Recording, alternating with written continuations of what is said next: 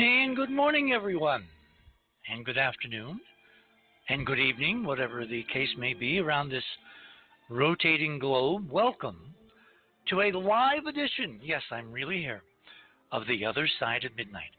You know, if we had time tonight, and we'll have more time tomorrow night, so we'll do it then, but I will describe for you the perils of Pauline, of trying to do, and that's a reference that nobody under 200 will remember or recognize.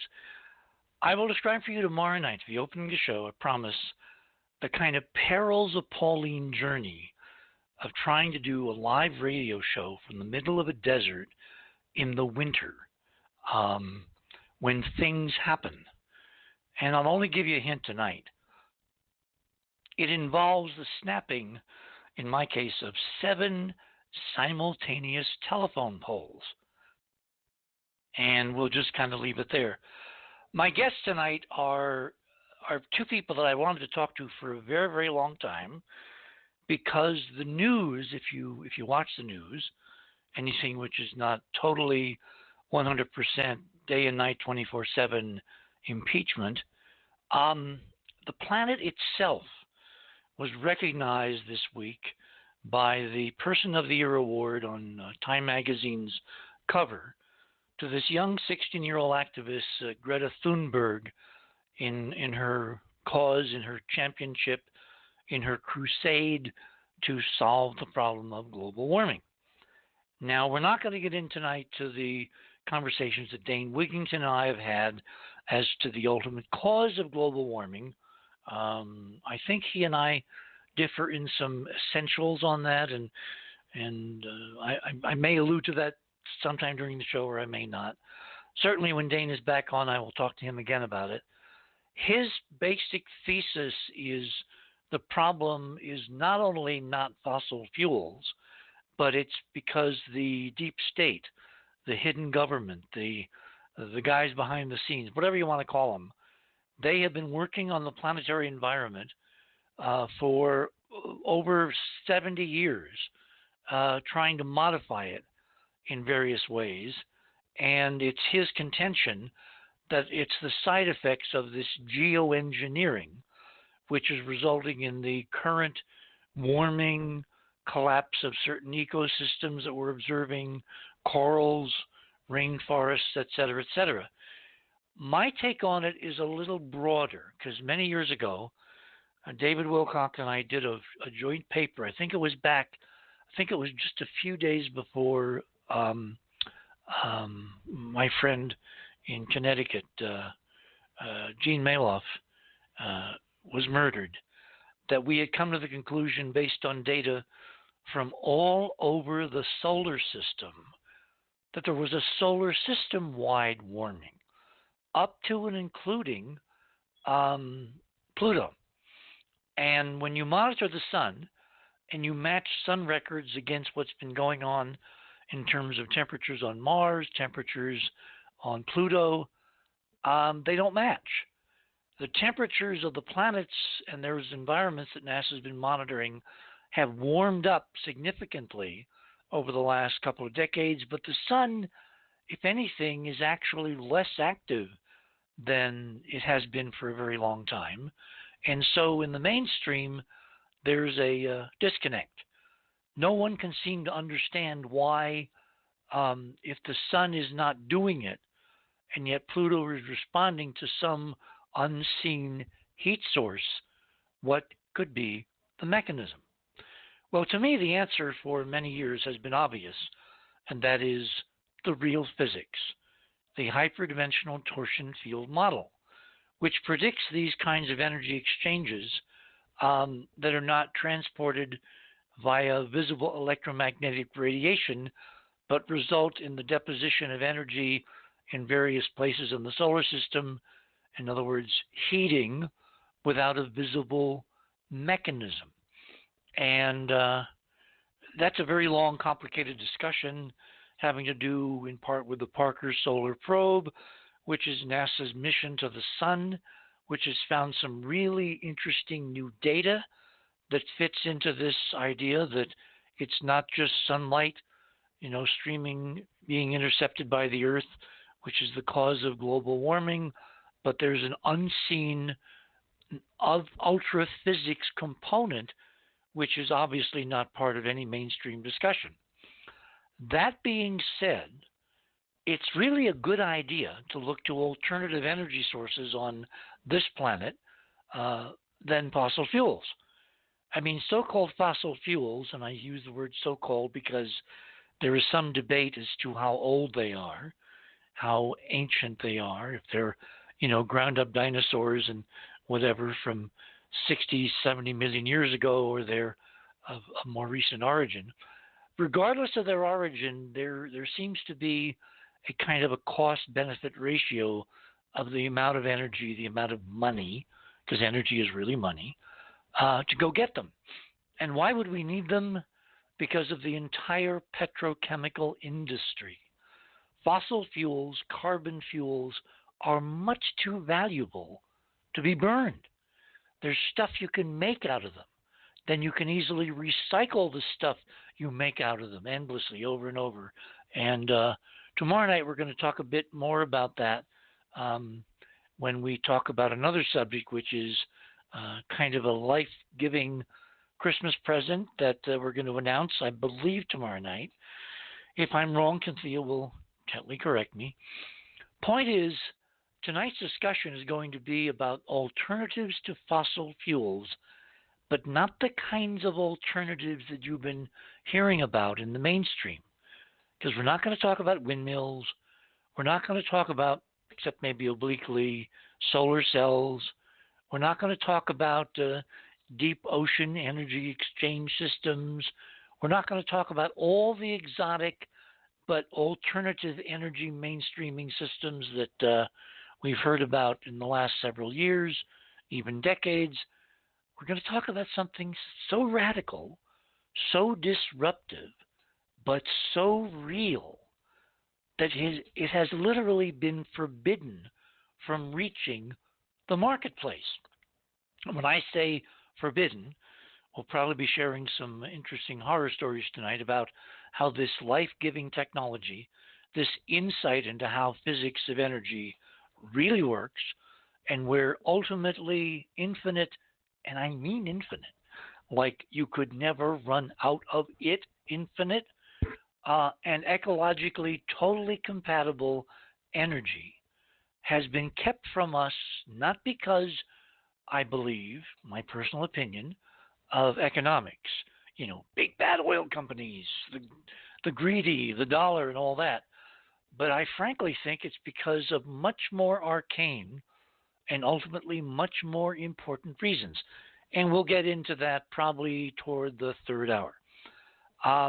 As we usually do in the show, first couple of hours are being devoted to my guests, and then the third hour we'll open the lines and we'll invite your calls, and I'll give out the number. In fact, I'll give out the number now, so in case you really want to talk to us and you have a burning question on the idea of alternative, and I mean really alternative energy, and you never knew whom to ask, well, the two folks I have on tonight, they're the folks to ask. So write this down. Area code 917-889-8802. 917-889-8802. Once more with feeling, as my grandmother said, 917-889-8802. That's our number. Third hour, you can begin to call that, and I'll take them as they come in. In the meantime, let me go directly to our two guests and their backgrounds, because they've got some really interesting backgrounds, and it's kind of a match made, well, in a higher dimension that brought them together and has brought them to the fore tonight to converse with you. Jeane Manning is a prize-winning author whose books starting the coming energy revolution, which was Avery Publishing in 1996, have been published now in 10 languages. Jeane first encountered the energy underground in the 1980s by meeting outside-the-box experimenters Bill Mueller and John Hutchinson in Canada. Mueller named his company Pran Technologies, wondering if a life force called prana flowed into powerful rare earth magnets to enable them to do the work in his motor generators. Hint, hint, he was on to it. Despite her skepticism, journalistic curiosity led Jeane to the first of 40 energy research conferences she'd attended now on several continents across many decades. Her interests had deepened in 1986 when she read naturalist Victor Schauberger's concepts of how humankind could have technologies that work in harmony with nature, as opposed to what's going on currently as you look around us. Jeane also envisioned an even higher role that emerging science can play, helping people ever realize their connectivity via the background energy of the universe itself.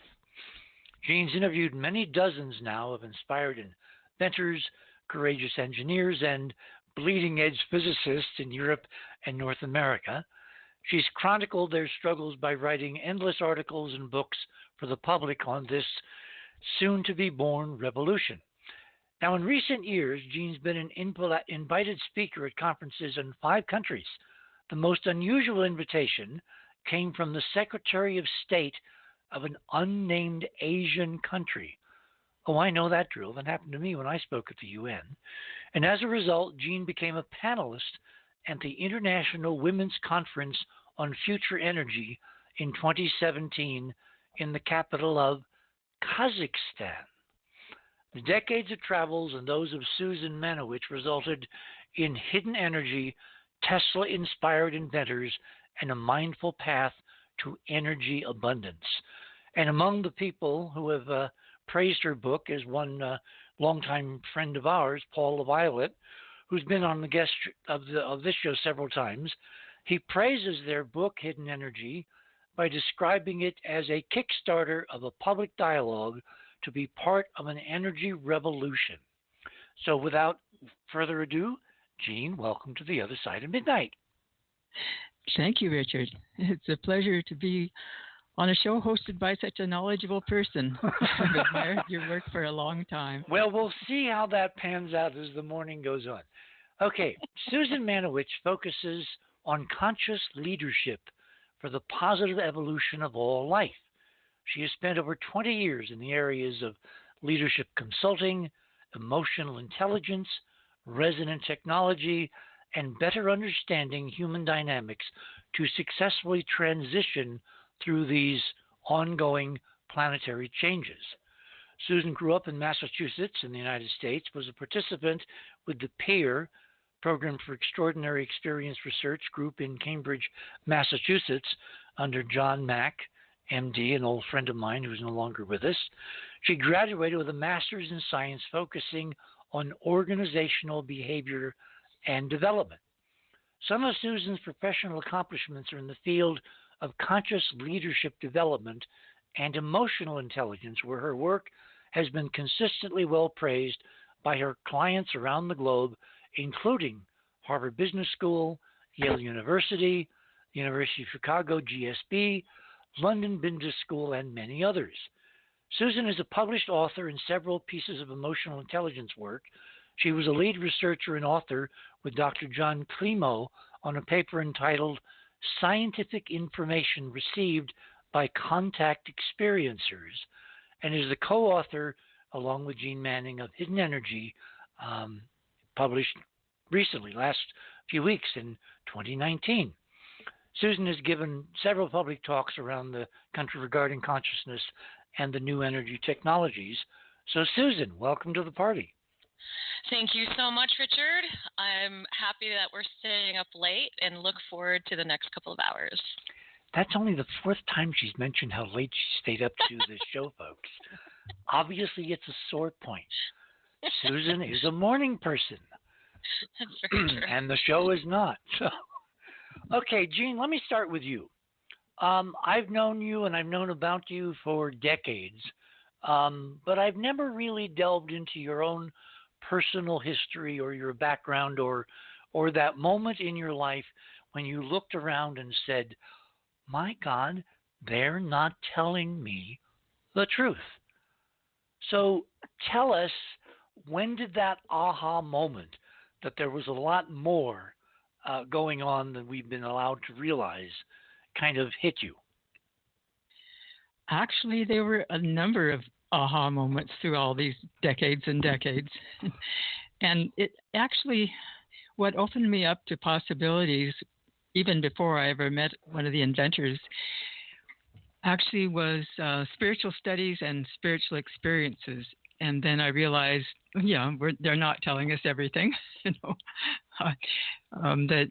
And anyway, in the spiritual writings, it talked about a power that flows down from, center of it all, down through the dimensions into the lower worlds and coarser and coarser worlds as you get into the physical, and doesn't go in a straight line because it hits resistance, but that it is more super high vibration, or maybe on a different spectrum of what we talk about as electricity now. And so there's it just opened up vistas and probably prepared me for listening to the first inventor you mentioned in his questions about whether his magnets were tapping into prana, or he just couldn't figure out how there could be a possibility of more power out than they could measure going in. That particular inventor didn't fulfill all the promise. He died without all happening that he had hoped to happen, but he was quite a teacher, very, very enthusiastic and excited about the possibilities for these new powerful permanent magnets that were just coming out then. The rare earth magnets and neodymium and iron and samarium cobalts were just coming out then. And he had a friend, Dr. Rolf Schafranke, who had worked as a consultant with NASA and came to visit him, and others who brought news of the latest materials and helped him to be on the leading edge of that moment. And one of the ahas was how their lives aren't suddenly transformed into fame and fortune if they have made some advance in the state of the art. But if they're in the energy arena, other things happen. Vulture, what some of them call vulture capitalists come along, or just people who want a piece of what they think the action's going to be and tell tall tales about their connection to big money. And as a result, I saw that first inventor get deep into debt by leasing a office building, to getting all sorts of office equipment on the basis of promises of money that was coming and never came, and other things that happen along the way. But it works both ways. I've seen inventors also exaggerate what they had, and the hapless investors were the ones who were taken. So opened my eyes to the whole international scene that was going on and nobody knew about. And I thought this would be fascinating material for fiction, or just a nonfiction book that's just describing a scene. So it wasn't until years later that I actually had an aha of seeing a demonstration by a scientist. In that case, it was Dennis Craven's demonstrating the Patterson power cell over unity, more power out than measurable input. And also have seen lab bench demonstrations of solid state, electronic circuits that use principles of resonance and end up with anomalous amounts of power out. But they were just, in one case, a man was using all the implements and metal pans and everything from his wife's kitchen utensils to build what he was building. Now so that would make a heck of a movie, wouldn't it? Oh yes, there's movies upon movies and upon movies. I can just see Spielberg with his bent for the the suburbs. Remember Poltergeist and all that? I can just see him with this mad inventor in the kitchen, kind of like that scene in Close Encounters, with Richard, what's his name, building the volcano, out of And the everything, mashed potatoes. including mashed potatoes. Yeah. Let's bring in Susan. Susan, same question to you. From looking at your bio, it seems to me that you've been focusing almost totally in the realm of consciousness. How did a consciousness person make the transition to engineering, electrodynamics, voltages, amperes, bending metal, all that hard, mechanical stuff? What was your aha? Well, energy is energy. And I think when you start to really get into looking at the underpinnings of all of this, even some of the people that are featured in our book, we could call them hardcore physicists, would say that a consciousness is actually a large part of what may be going on here for us to understand it. So I would say it was as part of a natural transition. I'm someone who I would say as a young child was able to see subtle energies, and one of the reasons that I spent time with the peer group, but also Dr. Rudy Shield, who's a Harvard astrophysicist. I did terrible in high school in terms of math and science, just for the record. Which, I have a daughter, and thank God she does better than I do in this. But I was able to understand things that I obviously did not read in a book. I was not reading physics in high school, certainly not doing it for entertainment purposes. But I was able to understand certain things from a cosmological perspective. So I spent couple of years with Dr. Shield, sharing with him what I was able to know and understand, I would say naturally, which is not, I would say, something that is extremely extraordinary. You'll see a lot of the people that are also featured in our book have these, call them insights as well. And it's just part of what some of us are tapped into, or some of us have. So that is what really got me moving and started on this, to say, you know what, I may not be an engineer, but there's certain things that I know and understand. And I would actually spend weekends in my 20s, 30s, and early 40s working with a group of astrophysicists, engineers, also psychologists, to really understand deeper about consciousness, technology. And so this was a part of it. It's more natural than it may look, I guess, in terms of reading a bio. So that's what really got me started, was saying, I know there's more on this planet than what we're led to believe, very clearly. And it was really the pursuit of that mystery of trying to say, well, how come things are the way that they are? How come we seem to have this rudimentary extracting, exploding type of technology, and not technology that's more harmonious with nature? So there's a little bit of the background on there. And also I run New Energy Movement, which is a nonprofit that was started well over about 15 years ago. And recently we started another organization that's based in the UK called NUI, the Foundation for Moral Technology. So I'm actively involved in working in this field to what I call work to get to the realer story with these different technologies by creating a thorough vetting protocols and procedures.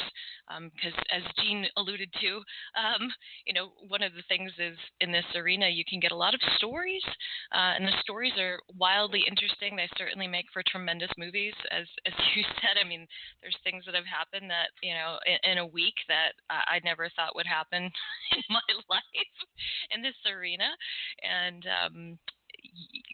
what we found is being able to really get to the heart of what's most real and true is probably one of the better ways that we're going to work to make these technologies more realized for everybody. Well, in terms of those stories, I don't want to skip over them. So, we got a few hours here we can kill by telling remarkable stories, because I have been, our IT expert, Keith Morgan, and I were talking earlier. that we had personally both been with Jeane, who I begged, borrowed, and basically kidnapped to go to visit Troy Reed in Oklahoma many decades ago to see his magnetic motor. And we were kind of ruminating over all the things that we've seen that frankly have not happened in normal technological development.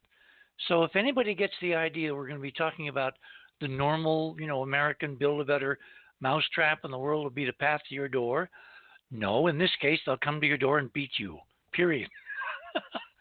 So, Jeane, let me go back to you. You've been a journalist for a while. We won't get into how many years, but you've been, written up, you've won awards, you covered all kinds of things. What was your normal beat before you got into covering so-called breakthrough energy? Oh, at the time that I started going to Tesla conferences, I was the editor of a small town newspaper, and before that, I'd worked for regional newspapers and wrote for a regional magazine. I had written for a Vancouver paper, but my arena was pretty provincial, and so it really expanded my life when I encountered the non-conventional energy technology field and became obsessed and started following my curiosity where it led, which was pretty far afield. So had you covered like medicine or the so-called soft sciences, or were you working on current event? I mean, covering being editor of a newspaper, you basically had to cover everything for the local town, right? Right. And what I learned about medicine was the alternative medicine, that at some of the non-conventional energy conferences, there's always a kind of a spillover into, well, there are these other related inventions that are considered spooky that may have something in common at a basic foundational level with the energy technologies that can replace coal and oil. Susan, you mentioned something about hanging out with an astrophysicist. Was this because you suddenly developed a passion for astrophysics or for the astrophysicist? Oh, heavens, no. No, Dr. Shield is an amazing person. It was wonderful to be able to share these deep insights that I had with, it wasn't just with him, it was with a grouping of different people. And what they were able to, I guess, confirm was that some of these natural insights that I had was confirmed from an astrophysics standpoint that you couldn't really read in a book. So, I think it's something that we have this passion to try to understand the world that we're in, but this greater universe that we're in as well. So Dr. Shield is also featured in our book. He's an individual that worked with Dr. Edgar Mitchell also, and I find him and always found him. I've known him for 20 plus years to be a really open-minded individual, and one of the braver scientists that, even though he's got a Harvard title attached to his name, he's not one that toes the line. He's someone that truly is a scientist and says it's okay for us to talk about these concepts, even though it may not make us popular in our current academic institution. Okay, well, hold it there. We're at the bottom of the hour. My guests this morning are Jeane Manning and Susan Mankiewicz, and we're talking about hidden energy from the great American Southwest, as my old friend Art used to say. You're on the other side of midnight, from the deserts of northern New Mexico. My name is Richard C. Hoagland, and we shall return.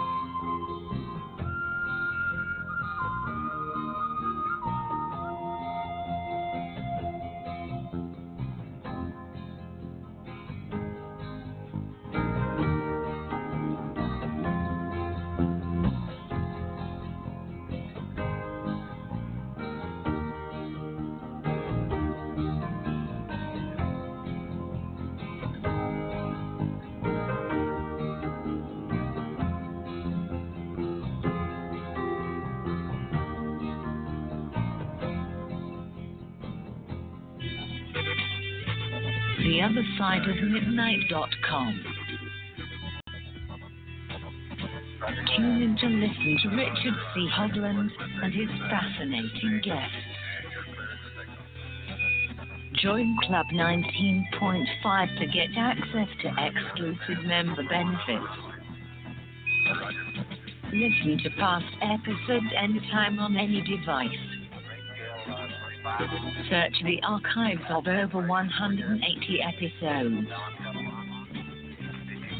Membership costs $9.95 a month, 33 cents a day. Support the broadcasters to provide you with the most interesting conversation available. Talk radio at the cutting edge of science and thought. theothersideofmidnight.com.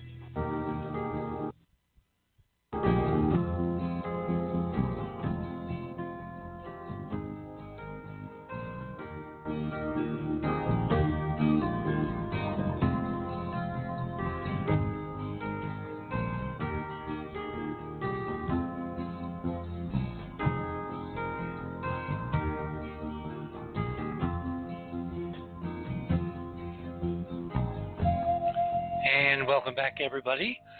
Saturday night, December 14th. Oh my God, it's what, 2 weeks away from Christmas? Is that possible? December 14th. I remember what was happening many years ago on December 14th. Anyway, my two guests this morning, Jeane Manning and Susan Mankiewicz, are discussing hidden energy, the Tesla-inspired inventors and the mindful path to energy abundance. How did you guys meet? Okay, I guess that's my next burning question, because you have two very different backgrounds, and somehow destiny or karma or fate or a phone call brought you together. How did you wind up working together on this joint project? Susan? Oh, okay, sure. We met at we met at a spot in Oregon.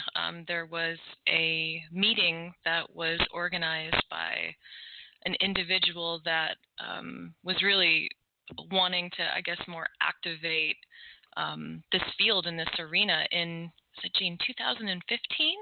Something like that. Yeah, I think it was October of 2015, and that's where we met. And it was a weekend meeting. I remember, I think I had just flown in. I was living at Hawaii at the time and just flew in. And I remember I sat on the couch, and Jeane, I think you were sitting a bit to my right.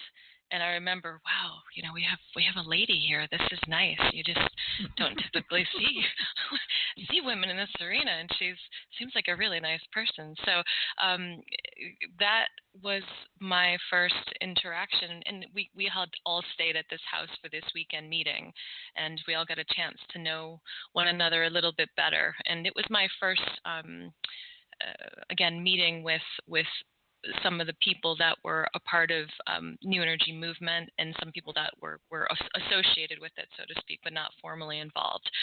So it was, for me, really wonderful, because what I saw with this group of people were people that seemed to be very humble and very dedicated to the pursuit of these technologies in what I was feeling was a bit of a more realistic way, and it was a way that seemed also a bit more practical. That was something, I don't know, maybe me being a New Englander, we're quite practical people. So I really like that approach, and that was a bit different from what I had been experiencing, where I was previously. So I really felt at home, and I felt that it was a right to group to be involved in. And so that's where we first met. And maybe, Jeane, you can pick it up about a little bit more, and then about the book. Sure. Yeah, at that meeting, I was impressed with Susan's qualities. Well, you came actually with some previous announcements from Joel Garvin, who was then the president of the New Energy Movement, and he and I had co-authored the book, so we were good friends. And he told me that Susan Manewich was somebody who wouldn't work with anybody who wasn't of integrity, and that caught my attention. And as I got to know Susan and realized that we had a philosophy about this field in common, and I really liked her qualities and really could see her taking a leadership role in this field. And so I was really very pleased when Joel wanted to pass the baton of the New Energy Movement presidency on to Susan. And boy, that's dramatic. It was dramatic. Well, it didn't happen that day. It was, or that weekend. It was a bit later. And we shared a room at the Architects of the New Paradigm conference. Anyway, I'd been working on doing an update to Breakthrough Power, the previous book that I'd done with Joel, and just thought it would be a lot more, not just fun, but also bring a good balance of the East Coast and the West Coast and different viewpoints. And I'm a generation older than Susan, and just a lot of balancing out what each can bring a different group of acquaintances and connections. But we have, anyway, in my point of view, philosophy of what's important in this field, what needs to be said, and it's from a kind of unique viewpoint, because we're not writing a technical book for technical people. We're writing for the general public about what the importance of this field is, and the importance in the big picture. It's about humankind's future, and there's good news, and there's cautions, and there's just a lot to discuss, issues that hadn't really been discussed in those technical books that have been written. So I'm really pleased to have worked with Susan, and of course we're still collaborating. Well, to me it's intriguing, Susan, they would pick you ultimately to head this activist organization that you now run, because when I looked at this whole field, guys, and I kept wondering, why doesn't it follow the great American model? Build a better mousetrap, et cetera, et cetera. And why can't I go to Kmart or Target or whatever? I mean, over the last several weeks, I've had severe energy problems here in the desert. And in that 24 hours where there was no power anywhere in town because of the 7 telephone poles all coming down in the wind simultaneously, and it's getting colder and colder and colder, and I've got LED lights, but I have no means of fixing any food, no means of plugging in heaters. I don't have butane heaters or anything like that.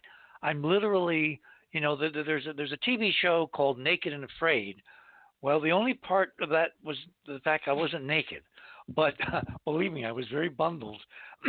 But it was really, when you're not feeling well and all the accoutrements of Western civilization are unavailable, you realize how perilously close we are to the edge, not only individually, but in terms of civilization, on the things we've been doing for hundreds of years to create, quote, energy. And it was many years ago that I finally made the connection that the reason, at least in my opinion, that this stuff has not been brought to market is because it's not just about electricity. It's not just about alternatives to oil or gas or solar or wind or whatever. It's about the source, basically, of human consciousness, which models the reality of 3 dimensions, which creates this reality where there are such things as fossil fuels. And it's that crucial connection, that consciousness connection, the potential for opening up to the mainstream, to the general population, to starting with, let's say, the American people, the idea that this is not all there is, that's the big bad secret that they, the big bad they, do not want us to know. So all of these derivative technologies, which could walk lightly on the earth and could make, this planet into heaven on earth, are not being politically allowed to come forward, because really they are the harbingers for a consciousness awakening that someone somewhere does not want us to experience. Am I right or am I wrong?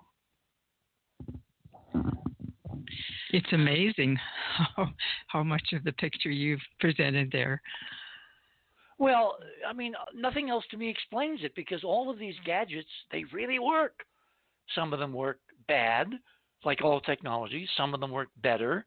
Some of them, you can see them following Heinlein's 4 rules of technological development. I mean, I just found one that is a humdinger, as my grandmother would have said, but none of them are available in Kmart.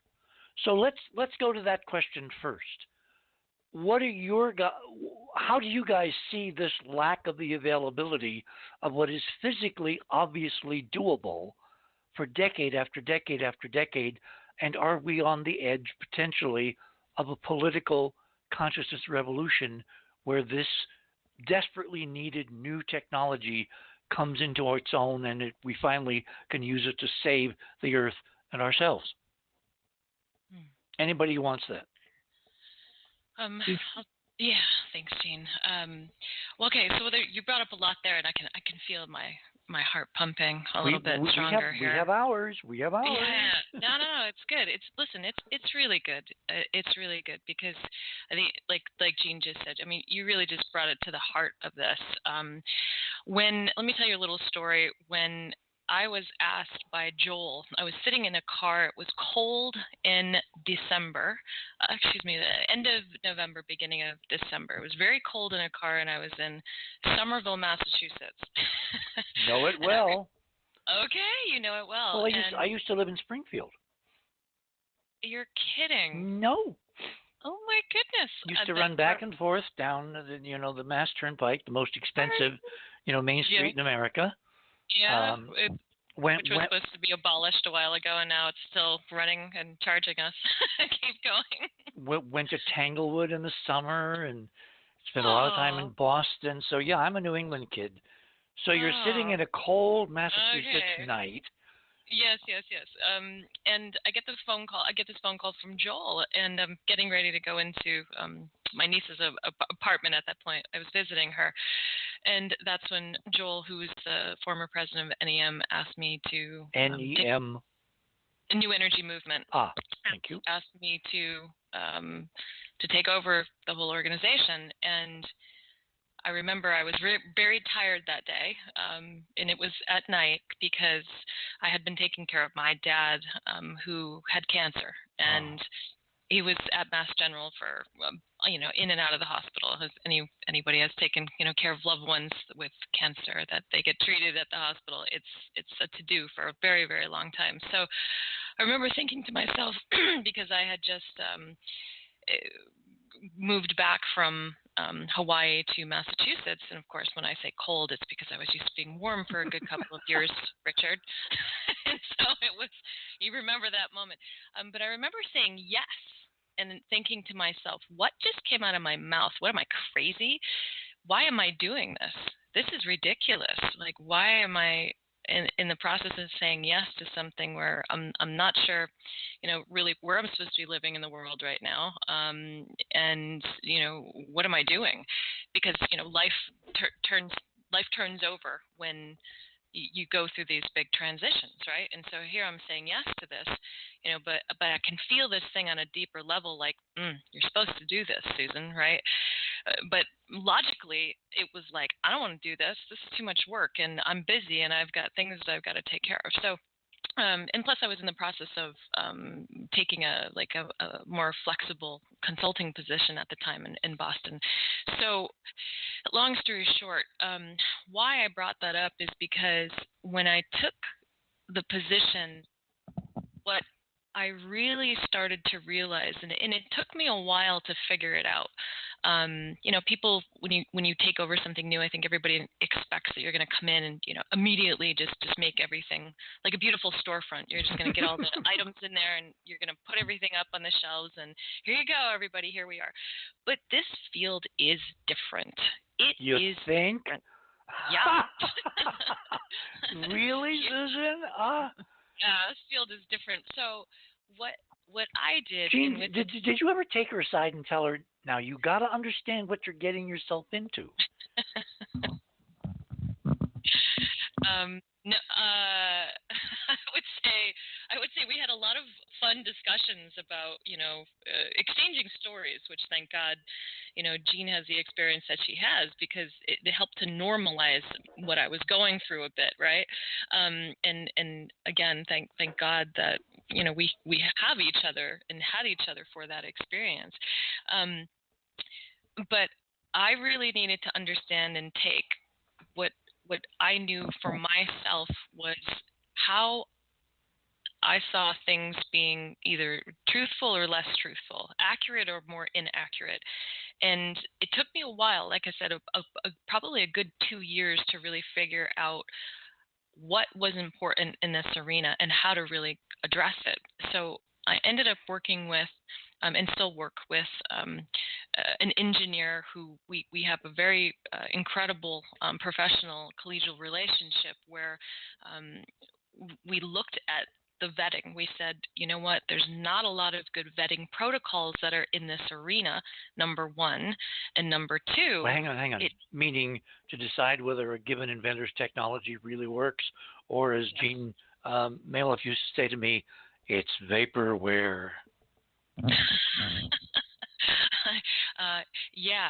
To see whether technology really works. I mean, because if we're actually talking about getting something to a manufacturing space or having it be replicated for usage, then there has to be, it has to work consistently to a degree and be able to, again, be replicated. So that was one of the things that we really needed to do. And even in speaking with Joel, one of the things that he didn't get a chance to do was really work on these vetting protocols and procedures. So, we said this is something that we really need to do. But the other thing that we saw was the money part. It always seemed like there was, with tech, if someone said, oh, we've got this incredible technology, then the money people were there to potentially invest, and everyone was already calculating how much money that they were going to get. And I'm not talking about all of the inventors, by the way, but you saw this dynamic of money and tech, and it was like there was something that was missing in between, which was a legitimate living ecosystem of a process to be able to really work this in. So, that's a part of it. And so these are the things. Can you take a moment and describe that ecosystem process? Because when people go to Kmart and pick out something, off the shelf, they have no idea what it took to get it there. Mm-hmm. And I think people need some education in process. What was your one red flag about you weren't seeing the right kind of process in some cases, or many cases? Sure, but I think when there's a strong attachment to an outcome, whether it be a tech working a certain way, either by an expectation by whomever's in the room, or again having an attachment to something financial, then you see inaccuracies and in detail missed. That sometimes people are afraid to ask the difficult questions, such as, okay, well, this was running. Well, how long was it running for? Can we get in there and actually look at X, Y, Z? Can we have the technology to measure it for a certain period of time? So that type of stuff. So I think the field has gotten wiser. I think that people have gotten wiser. I think also that the collaborative aspect truly helps when you have individuals that have been looking at these technologies for a very, very long time, that work with one another and collaborate with one another to share their knowledge and information, because it's a very complex arena to really, like, even some of the best vetters will say, I haven't come across this piece before. So if they talk to someone else, who does vetting, then they can, cross-reference these different ideas with one another. So that's just a small piece. I mean, there's other pieces that go into it, but, being able to accurately vet the technology is a really big deal. And, I'm not sure if that's something that has ever truly collaboratively, been done. I know it's something that we do on a regular basis, and we've got teams of people that do this. Some are volunteer, some not to a degree, but it's truly a labor of love to get to these working technologies that are safe and that can actually be small enough to get into people's homes and to get into people's communities. So so that's just a little bit. Okay. So let me go to Jeane. Your part of the book is these stories of these inventors who have repeatedly tripped over the same, oh my God, this shouldn't work, but it does. Bring out a few of them. Start with maybe your best example of someone you followed who's been trying for a long time to get what he or she discovered in a marketable form to Kmart.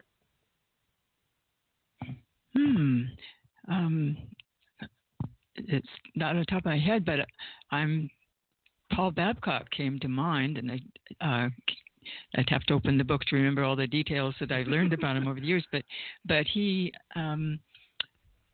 started with his interest, as many of them do, as a kid, playing with electronics, and got his education and everything. And then as a professional out in the world of industry, out working in remote areas as a troubleshooter, he's quite respected in his field, what he can do. Give us a kind of a thumbnail on who Paul Babcock is before you launch into how we got into this area. Oh, okay. Paul Babcock is a brilliant engineer and inventor who grew up in middle of Washington State. And I tell about his background that toughened him as a kid in a family where they were considered half-breeds, because this is a kind of a redneck town that had its ideas and prejudices, and so he spent a lot of time either fighting, fist fights, but he had a lot of brothers and sisters to hang with, and lots of learning going on about nature. But he also spent a lot of time in the local public library, and he ran into the works of Wilhelm Reich because of a couple of brave librarians. And Reich is something I would like to talk more about later, but just that was part of the formative process of Paul's understanding of harmony with nature. There's a life force out there, and that rung true with what he'd seen. And he took the standard schooling route of studying engineering, which with most or many people might just kind of pound it out of them, the love of nature and the looking at nature as something alive, but nothing really killed it. And Paul, he's a big, powerfully built man, just bigger than life in many ways, and very, easygoing, and you gotta love the guy. So he and his brother, working in industry, saw unusual things happening, power transformers, phenomena that couldn't be explained So did he become an electrical engineer, or was he a mechanic, or a kind of a jack of all trades, or? He became an electrical engineer. Right. Okay. And so he was working with large systems. He'd go fix a mountaintop installation or a remote power grid. It's a troubleshooter, fix the things that went wrong. And but very brilliant in electronics. And so one of the highlights of his story was when he was kind of spending time like you did recently with no power and sitting beside a electric stove and he had a gas lantern and everything because he'd broken his arm that winter and couldn't work. I know you didn't go through all that, but I think he can relate to his state of mind at that. No, I just dropped 25 pounds of books in a box on my foot trying to fix the power problems. But be that as it may. So he was listening to the radio, which he was up in Alaska, and that's about all there was to do for entertainment. And Joseph Newman came on the show and made claims about more power out from his magnetic motor generator than should be happening. And Paul hadn't heard anything exactly like that, but something that Joe said rung true to him, and so he ordered this book, and he said that it was a big tome, and mostly a lot of ego, but there were some. Yes, I have Newman's book. It'll become a classic someday, maybe. Yeah, what was the principle that there's no relation between? I can't. It's not on top of my mind. It's something about magnetism that turned a light bulb on it. But it's not on the top of my mind. And because of that, and also being exposed to those powerful permanent magnets that really turned Bill Miller onto it too. And that was an experience again in a remote cabin in Alaska, and he's sitting beside a wood stove, and buddy he was visiting with handed him a neo or whatever a powerful magnet, and it slipped out of his hand and smashed into the stove and just rung like a bell and smashed into pieces. Then he realized that was power, that it wasn't his hand motion that caused such a powerful sudden motion, that it was intrinsic in the magnet, or what was going on here. And so these sorts of questions set him off on a road toward developing an electronic switch that can change things. He had brothers who were down in Seattle and working in industry, and sent him some components that he could play with electronic parts that were the latest and greatest. Susan Manewich and Jeane Manning, and we're talking about hidden energy and the connectedness of consciousness and this physical energy, which can be used, which can actually do stuff. And we're going to get back to the stories of some of the inventors when we return. You're on the other side of midnight. My name is Richard C. Hoagland. Thanks for listening to this exciting first hour. Now, the second and third hour of the show is available to Club 19.5 members only. Please support the show by subscribing to Club 19.5 and join our very interesting community. To do that, please visit the website, theothersideofmidnight.com, and click on the Join Club 19.5 link in the left-hand column. As a Club 19.5 member, you'll gain access to the rest of this show and all previous 350-plus shows that we have done. Now, recent Club 19.5 member archive recordings have the commercials removed, and the sound quality has been enhanced. You'll also receive a dedicated private podcast feed that contains these enhanced show recordings. And you'll be able to download the MP3 files directly from the archive if you prefer. As a Club 19.5 member, you'll also be the first to preview our new videos and reports. We'll be adding exclusive new features to Club 19.5 as we go forward, and boy, have we got some amazing things to tell you about in the coming weeks. So please support the show and don't miss all the exciting new things we have planned. I want to thank all our Club 19.5 members because without your guys' support, this show would not be on the air. Please help us continue growing the show by subscribing to Club 19.5 today. And when I say we really need you, we really need you. Over and out.